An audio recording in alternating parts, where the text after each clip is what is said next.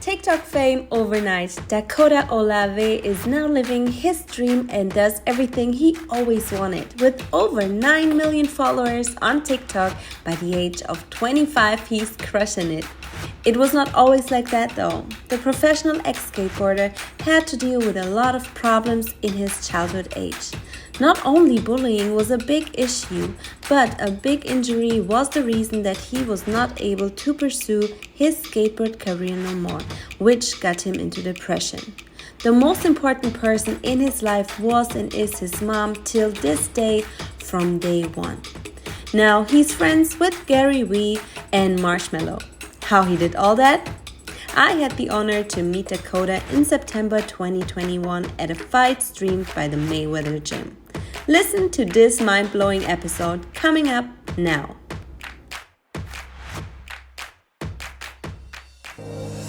Hey superstar, you can be proud of yourself. You found this channel because you want more out of your life. Normal is not in your dictionary and you know you can get whatever you dream about. Less talking, more action. My name is Russo, your new success host. Welcome to my podcast, Luxury Problems. Alright, today I have a special guest right here, Dakota Olave. Did I say it right? Olave. Olave. Yeah, there you go. That's Mexican? Yes. And your dad is Mexican? Yes. Yes. And I have you here today because, first of all, we met maybe 3 weeks ago? Yeah. Yeah. Almost. Yeah. Or longer, like About time a month. flies. Yeah, right. But about a month. And we met at the Mayweather event and we watched the fight. The McGregor fight. Exactly. And then shortly after, I saw that you're actually having a fight yourself. I'm like, what? Yeah. I am with Mayweather, and they're like family now, so they just invite me to everything. Mm-hmm. Like, they've been to some fights that we go watch together, or they invite me to, like, watch the UFC fight. Mm-hmm. So I want to mention something which is really cool. That night, I saw a lot of the fighters wearing a brand called Venom. They're shorts and gloves and shoes. That night, I actually reached out to Venom because I saw it. I was like, "Hey, you guys want to sponsor me?" Yeah. And they said yes. And they said, Are you serious? Yeah. They said so. That night was really cool because I met you, got to watch my first UFC fight, and then I got a sponsorship out of it. I mean, how much better can it get? No, it was amazing. Everything can happen here in Hollywood. Yes. And you're not even from Hollywood, right? I'm not. I'm from the Bay Area, but I lived primarily most of my life in like the Central Valley. Oh wow! So we got like acorns and like just farmland. Hey, I feel you. I grew up on in a farm too, and the place where I'm coming from in Germany, there's just 2,000 people living in there. So I feel you. We got our first stoplight a couple years ago. Wow. Like I raised pigs growing up. So super nice. Hey, at least we know how to survive. We know how to milk a cow. And that's everything. Exactly. So if everything goes to shit, we know how to live. Exactly. But I mean, people probably think you're a fighter, and that's not actually where your background is and where you're coming from. No, not you're a at all. professional skateboarder, right? Yeah, I was. I did that for a while. Like traveled the world doing skateboarding contests. So what happened when you say it was? I broke my collarbone. I broke my collarbone and shoulder at the same time. While you were skateboarding? Yeah, it was a skateboarding accident. And the doctor just essentially told me, like, hey, like, I still need to get surgery on it. Yeah. He was like, hey, like, if you keep doing this, like, you're not going to have an arm. You can't skate, like, the way you used to. So I made the decision. How was that for you? Like, when you heard that message? It was soul-crushing. Yeah. I did, like, my whole life was skateboarding. I did everything for skateboarding. I used to be at the skate park 12 hours a day, like, practicing, like, to get better. And then to be told that, hey, like, everything you worked for, like, no.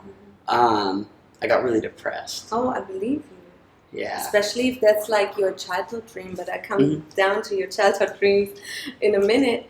But when you get like a notification like this from a doctor where you're like, okay, he actually might be right and that's not what I can do no more. Yeah. So what's the process in your head like?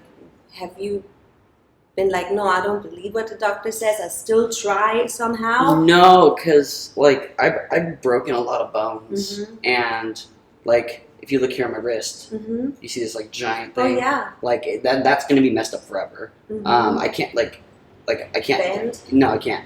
Like so when he told me that, like considering all the other things I've broken, I was like, you're probably, and like there's an X-ray and everything. But like, you can fight. Yeah. You're like, my arm is stiff now. I can't punch. No, so for the fight and this, we actually had to tape it up like insanely so I could use my wrist. Oh wow.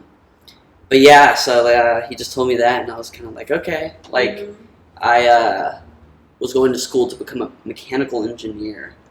Okay, so that's like a parent's dream for their kids, right? Yeah, so I was just like, okay, I'll go to school and I'll do mechanical engineering. Yeah. I like numbers, so. Okay. Yeah, that was the plan when I heard that. I was just like, okay. So did you follow that plan? Kinda. So. Kinda. Yeah, I was going to school to be a mechanical engineer, and having a broken arm or collarbone and shoulder at the same time, I was like, okay, like, let me just start posting stupid videos on the internet. And, like, I shit you not, I drew a circle, and then I colored the circle in. And I got, like, 30 million views. What? And I got, like, 40,000 followers, like, overnight. So it just got viral? Yeah, I don't, like, so then I, like, drew some other stuff, and that all went viral. Then I did things with, like, dinosaurs, like, toys. Yeah. And that went viral, like, and then, like, I was like, where whoa. did you do this, like, on TikTok or Yeah, Instagram? on TikTok. And then it got posted on Reddit, and people on Reddit, like, flipped out. So I was like, okay, like, there might be something here. I quit my job and dropped out of college. You got dropped out of college? Yeah, I dropped out. I left and just never looked back. So how was your environment, like your parents, your mom, how were they reacting to whatever happened? My mom is the first one in our family to graduate. And I told my mom, okay, I'm going to be the next one. Like, I promise. Like, I'm going to go to school. Like, my mom specifically went to school to, like, enable her children to be like, oh, we should do that, you know? She wants to be a role model for their kids. Yeah, so I just called my mom one day, because I think what happened was, before I dropped out, I was on TMZ, and I got like a $3,000 check. And before, like, it would take me 3 to 6 months working at Vans at that time to make that. To make that money. Yeah, and I was like, what the fuck? I just made $3,000. I was like, okay, well, what happens if I actually, like, try this? Yeah. So I called my mom, and I was like, hey, Mom, like, don't hate me, don't kill me, but what would you think, or what would you say, or, like, if I dropped out of college? Yeah. And she was like, what? And I was just like, then I explained it to her. I was like, so, like, I make these stupid videos on the internet. They're funny. And I'm starting to make money on it. Like, what if I don't go to school? Yeah. Like, can you, like, help me for 1 year? And I told her, like, if I don't do it in a year, if I don't make something of it in a year, like, I'll go back to school. Like, but I just need your help for 1 year. That's a decent plan and a decent agreement. Yeah. So my mom was like, okay, I can help you for 1 year, because I was already living, like, paycheck to paycheck. Like sometimes I had to call my mom and borrow money because I didn't have enough to eat or pay rent or whatever. And, like, almost a year to the day, I think I like had 1 million followers. I had my own billboard in Times Square. I met Marshmallow, hung out with him for 3 days for TikToks. Like, I had all these things happen that I was just like, okay, I did it in a year. Yeah. I don't have to go back. Exactly. So how does your mom see it now, like, from the perspective after you pursuing all your dreams and ideas that you had? Well, like, anything I've ever said I'm going to do, I do it, and I excel at it, and I do it really good. So me and my mom talked about this. She wasn't surprised. Yeah. She was like, she knows her son. Yeah. She like knew I was gonna do it, and so it's like cool because like my mom's a really good support system for me. She believes in me, and I think that's like why I believe in myself so much. Like having that kind of environment growing up. And that goes to show you how important the environment is and the people that you surround yourself with. It is everything. Yeah. Like, I got bullied so much in school, like, that I left school. Like, I did homeschooling.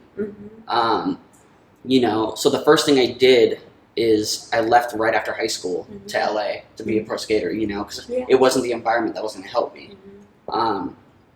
Especially, like, in a farm area where they're like, okay, well, skating, like. Yeah, no, it was like a lot of like, it wasn't the vibe. But yeah, I guess going full circle, my mom is like really proud. Yeah, that's so great to hear, and especially because now you can actually say, hey, I did it, and my mom supported me all the time, and now I can show her, like, I can give back. Yeah. Like, because, you know, it's like a mirrored energy. You always receive and give back. But yeah. Well, tying with that, what's funny is like, so I do like crazy things for my family and stuff now because I can. Yeah. So this last Christmas, I made a YouTube video, and it's the funny thing is like I get paid to do these cool things. You know, went home, surprised my family. They didn't think I was going to come home for Christmas. I took them all to Target, and I gave them each 5 minutes to put whatever they can in a shopping cart, and I'd buy that for them. So like. All like, was it 6 people, 7 people? We were just running around the store. They're just like throwing things in this cart, you know. And then I would pay for it. And then like I'd run around with the timer, and I'm like, okay, done, 5 minutes. Like, oh my God, you know, that's like a show. You can turn this into TV. Yeah, well, I never posted the video because that's right around when COVID started, and I got really like sad and depressed and unmotivated to do things. Yeah, like everyone. So you said that. What did you say? You never posted it? No, but but it's gonna come out, and it just won't be a Christmas video. It'll be just me doing crazy things for my family. But like I shower my family with like when I can, like with love and gifts and things. Yeah, that's like, amazing. You probably have now after this video and after that podcast, there's a lot of people like, hey, can you adopt me? Yeah, I know. No. Well, it's funny because like people like. Let's see. I got this DM, and it said, "Hello, my name is Karina. I'm from Brazil. I like your TikTok videos. I always wanted an iPhone, but it's very expensive. I was wondering if you could please give me an iPhone. Help make my dream come true." And like their address. So like people like every day like ask me for things. They're like, that's super rude. Whatever like that is, it's super rude. It could be, but it's also like I do these like crazy videos where like I do give people phones, or I give people. That's fine like, because you offer it. Well, like my idea is like, or the way I see it is like, they're shooting their shot. Like one time this kid was like, "Hey, can I have AirPods?" And I was just like, "Okay," and like I made a video out of it, you know. So like, okay, so yeah, you make it work for yourself and for your. Yeah, well, it's because it's like the content. So it's like when I do something like that, 1, I get paid for it because I post the video. 2, someone's really happy. Like I grew up homeless and poor. Like I never had anything, you know. So if I asked one of my favorite people, like, "Hey, can I have an iPhone?" They just said, "Yeah," I'd be like juiced, you know. Yeah. So like they're happy. I feel like I'm doing good things, and like I don't know, it's just like a win-win for everybody. Of course, I always like would just make sure those people have like good intentions. Yeah, and they're like good people, but not how you want to tell like on Instagram based on they are. But there's a lot of people they just want, but they never willing to give, even though they have like a little bit that they can. Yeah, yeah. Well, most of the things I do for people, it's like if they're good people, like the tipping videos I do, where I'm like the other night I was at Saddle Ranch, and the guy was just like so nice. Yeah. So I asked him, I was like, "Hey man, do you have your phone on you?" And he was like, "Yeah." I was like, "Hey Siri, pick a number between 1 and 100. Yeah. And it was like 11. And I was like, damn it. So I did it again and again. And I never picked a high number. So I was like, hey, what's your battery percent? He's like 89. Yeah. And I was like, okay, here's 89 bucks. That's fun. You know.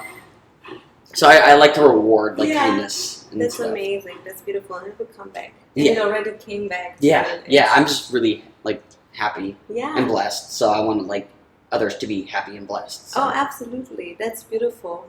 So when you were like 5 to 10 years old, what was your imagination of growing up, and what did you wanted to do? Like, you know, some people say, hey, when I'm a grown girl or boy, I'm a doctor for animals or something like that. Did you have something like this, or did you always wanted to be a skateboarder?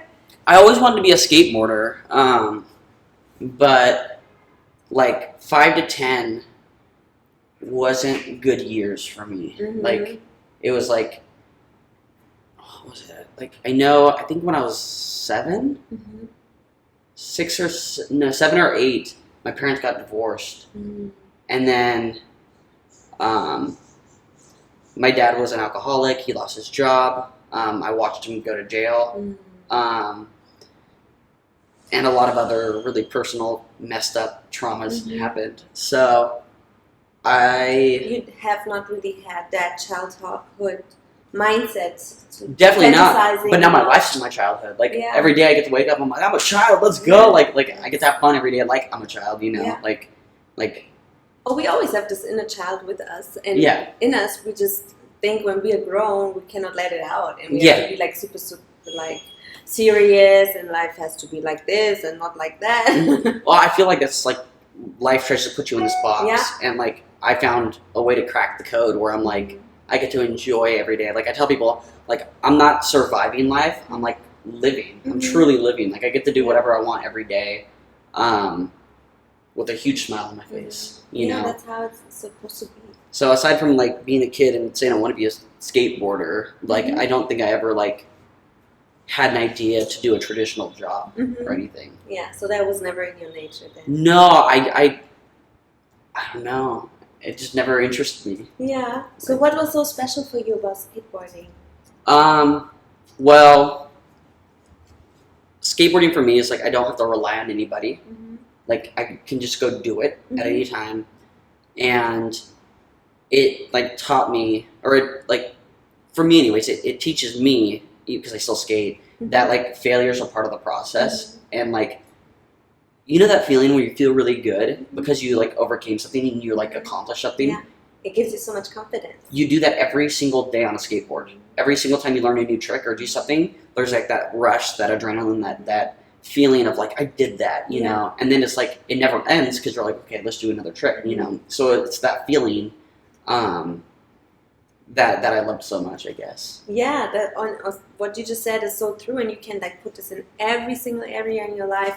When you overcome one situations, you first of all you're like super shocked, like, did I do this like all by myself? Mhm. Like, are you serious? And then all of a sudden, like, it feels so natural and like so much easier the next time when you do it, and you want to do it more or bigger, and and that's how you expand and grow. Yeah.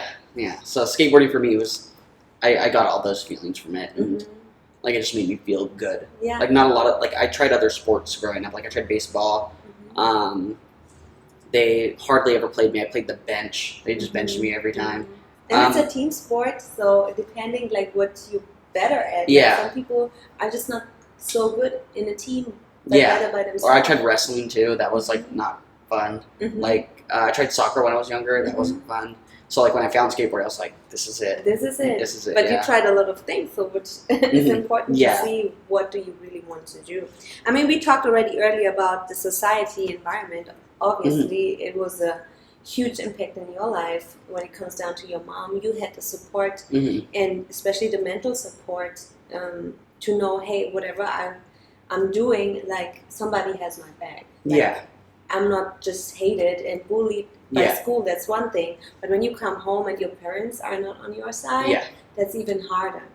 And that's why I feel like society, environment, even the government and school, they have such a like huge impact. And that's why most of the kids that go to school, they always have that mindset, hey, I have to work in a bank, I have to do this corporate job, blah, blah, blah, in order to get paid, in order to provide my family, Yeah. to survive, but never like what is in your gut, what's in your heart, what do you want to do you see the big picture? Well, like, so my mom now, she's a sociology professor, and she does this exercise in her class where she has her students go like, you know, write this paper on like, if money wasn't an issue, what would you do? Like if you didn't have to worry about like, oh, I need to get paid to pay this bill or to pay rent for this, you know, what would you do? And their answers are always so, like, I've read some of them, they're so crazy. Yeah. Like, if people could freely do what they wanted, like, I feel like the world would be, like, so much better. And like, it always circles back to the financial situation, and it's so sad. If that's the only reason why people don't start, I just feel like that needs to change. And even in school, like, they need to show you, hey, there's no certain class, hey, that's a class for entrepreneurship. That's a class for just being a creative person. Some people, they're just not creative. That's fine. They do something else. Yeah.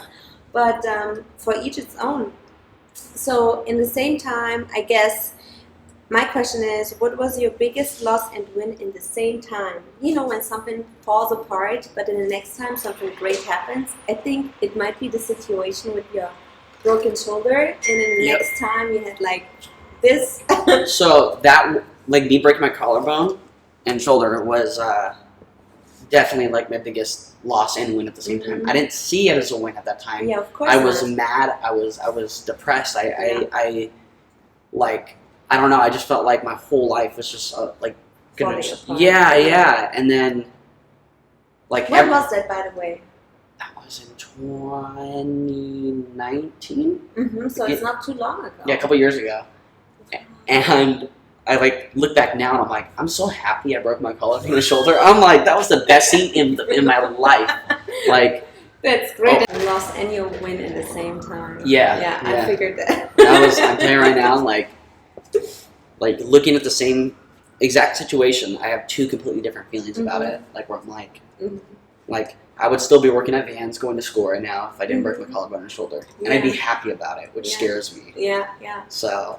No, that's amazing. So having all these things in your life and also these obstacles, but also these great opportunities that you got, have you ever been spiritual or religious? Is there anything where you're like, oh, I don't know if God exists, like I'm the only person that I need to depend on?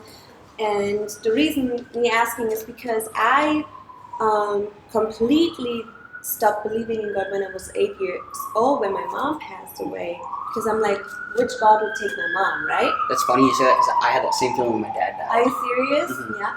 Yeah. So I grew up heavily Christian. Like I went to youth groups and church camps and like the whole 9 yards. And I remember I had this like Jewish friend when I was a kid. His name was Isaiah. And no, Israel. And I remember one time I was in the backyard and I started crying. And I just like told him, I'm like, I'm sorry, like I want you to go to heaven. Like you don't believe in God though, you know? And like that's how Christian I was. Wow. I remember one time crying because I didn't know if my grandmother believed in God. And I just like broke down. Oh, wow. Like I was like hardcore. But then after my father passed away, I was just kind of like that doesn't make sense. Like this God or person that like this book describes doesn't sound like this guy, you know. But now I believe there's something out there of some higher power, something. I it's not the guy that a guy in the sky that the book describes or whatnot. But there's something. I feel like this is all so crazy. It couldn't just be like accident. It's all energy, and I feel like we are all coming from this one source, and we all share the same space, which is this beautiful planet Earth, and we have this chance to create something here. And I actually started believe in something when I moved to LA. Okay. Being by myself, you have to figure stuff out by yourself. You do your challenges, and that's how you grow and learn, and then you meet these people that get dropped in your life, and you never thought like going into this direction or that direction. But it's like a new door that opens, and either you take that opportunity or you just let it go. Yeah. But you will never experience new things if you not try these new opportunities. It's like you break your bone and now for you the world breaks down, but you're totally closed off to do anything that has to do with videos or dinosaurs on TikTok. Like none of it would have happened. Yeah. Yeah. So, what's your most secret wish? Let's say when you, but obviously you do everything that you want to do anyways. Mhm. So, but is there something that you feel like this is something that's like so big on my list that I want to do or want to accomplish, achieve, but I'm still not there yet?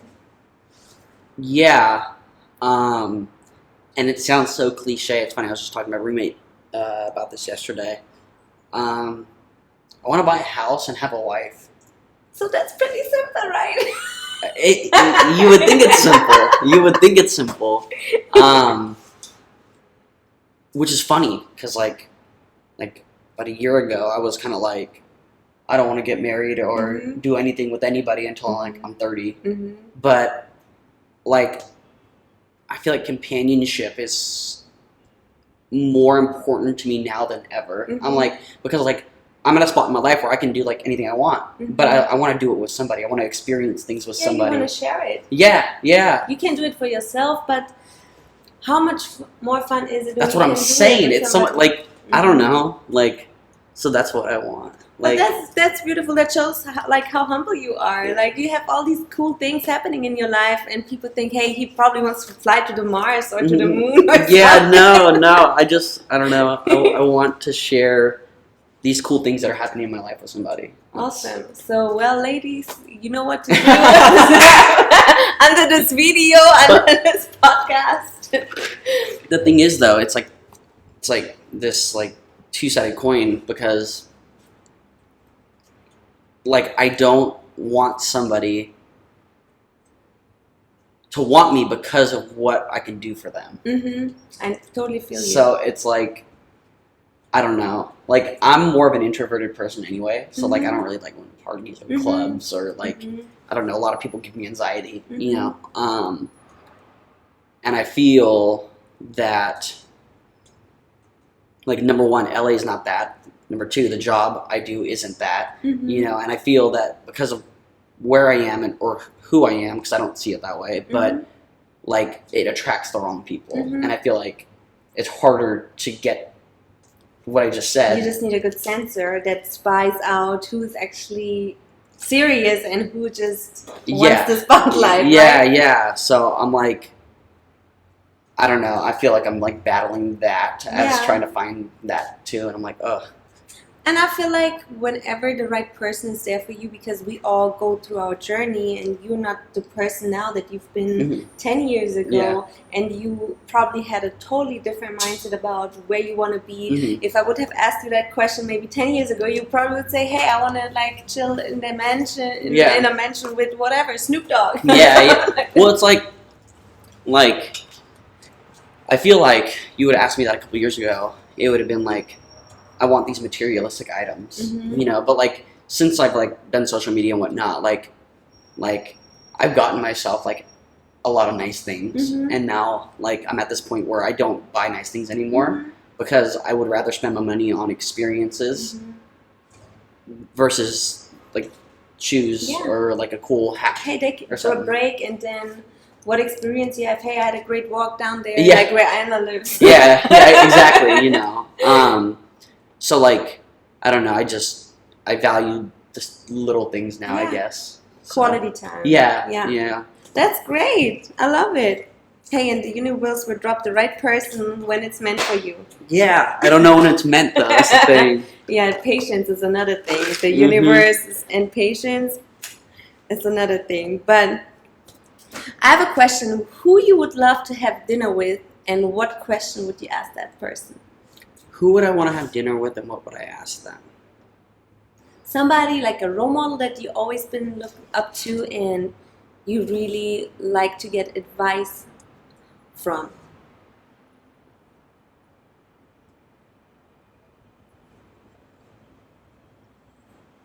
That's a hard one. I just feel like so if you would have asked me this like last year, I would have said Gary Vaynerchuk, Gary V, because he's actually the reason I downloaded TikTok and got to where I am today. Oh wow! But since last year, he like DM'd me and we're like friends now. That's amazing. So it's like I've already asked the questions I wanted, Yeah. like from the dream person that I was like in my head. Yeah. That's like that was my go-to always up until I did it. Who would I have dinner with and what would I ask them?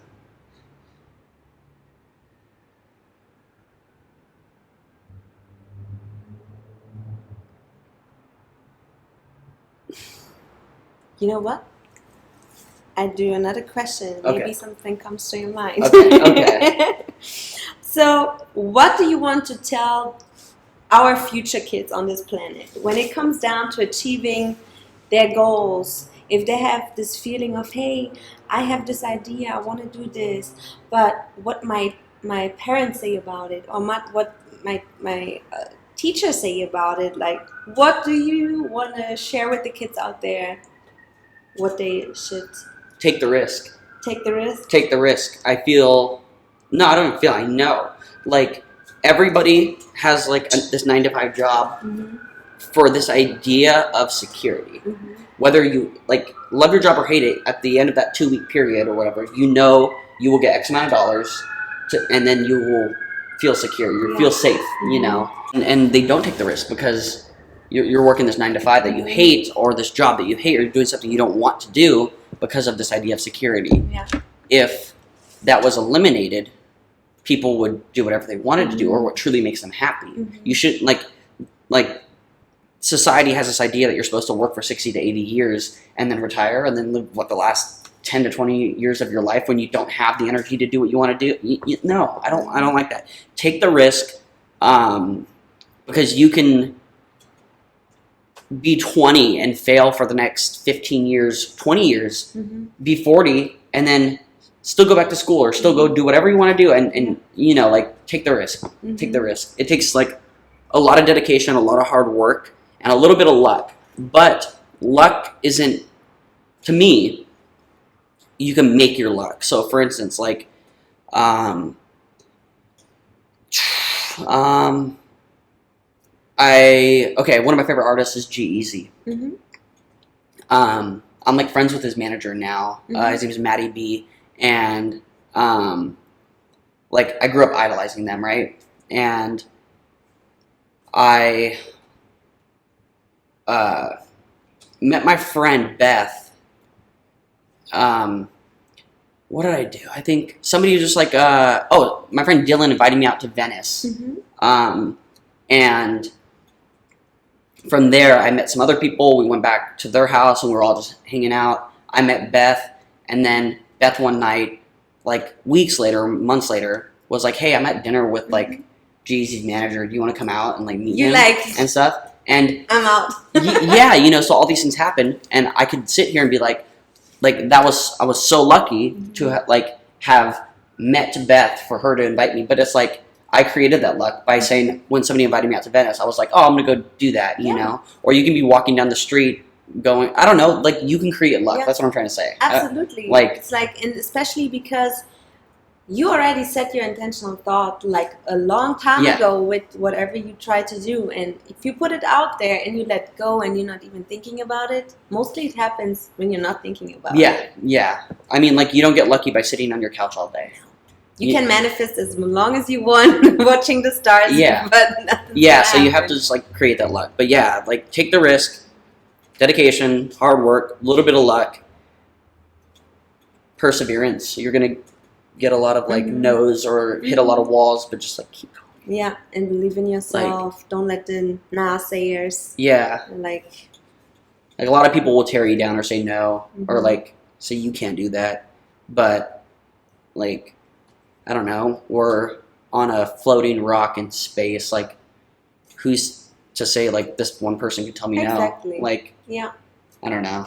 I love it, and the kids out there, they're gonna love it too. So whoever needs to hear that, take the risk. Take the risk. It's worth it. You can see it with this gentleman right there. Yeah, your mom may not like it. Your dad may not like it. Your friends may not like it. But at the end of the day, it matters what you want to do or what you like. You know. So true. Absolutely. So did you find out now who you want to have dinner with, or coffee, or lunch? Who do I? I don't.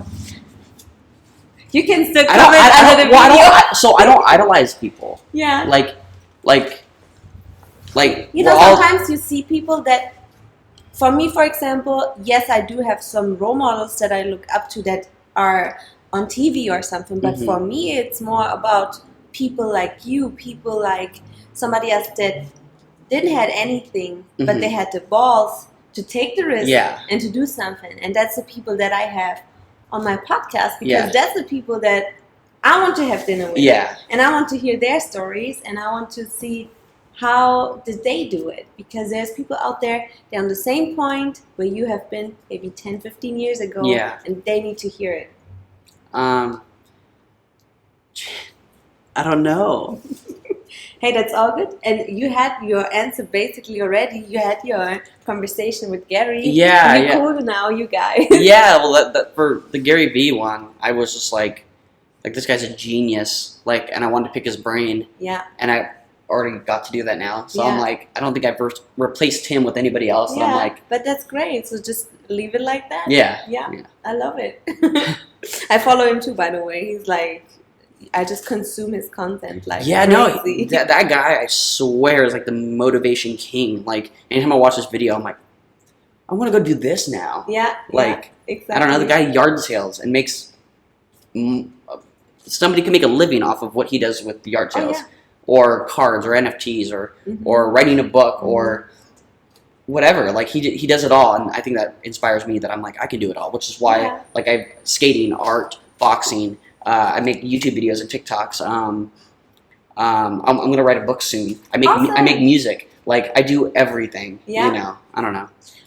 I know exactly what you're talking about, and there's always people trying to say, "Oh, you kind of doing everything. You're all over the place. You don't really found your lane yet." And you, how old? I'm 25. So you're 25, and you still didn't find out what you want to do. You do everything to see what's working out the best. No, it's not. It's actually you have a lot of talent, and you have desire, and you just have a way to express yourself through art, through sport, through everything.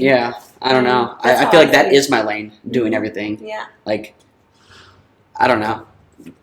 Things get boring to me quick too, where I'm like, oh, I want to do this now. Like, and then I just get another rush of excitement. And especially when you try something, even though you had this first intention, oh, I want to do it, but then you feel like, oh, it's not really working out. Hey, it's not that big of a deal. I can let it go. That's fine too. So, and then there's something else coming your way.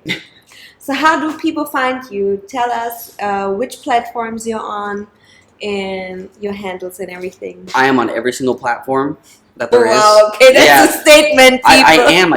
Like, you can find me on Twitch, Twitter, Snapchat, Instagram, TikTok, YouTube, all of them at Dakota Olave. I don't know which one I'm looking at here. DAKOTAOLAVE. Check it out. And if you guys want to DM me and ask me questions, I try to respond to all my DMs. Unless you're asking for an iPhone, then I probably won't. Unless I'm making a video. Unless you're not proposing for like a wedding or something. If you guys want to get married, let me know. Let me know. Perfect. Hey, thank you so much for being my guest. I'm so honored. You said I'm the first one, right? You the first guest. I do have my German podcast. I'm hitting episode 90 now soon. But I feel like I connect so much better to people from the industry. And because we all came here to America, to LA, to pursue our dreams, that's the people that I want to have on the show. Thank you for having me. I appreciate it.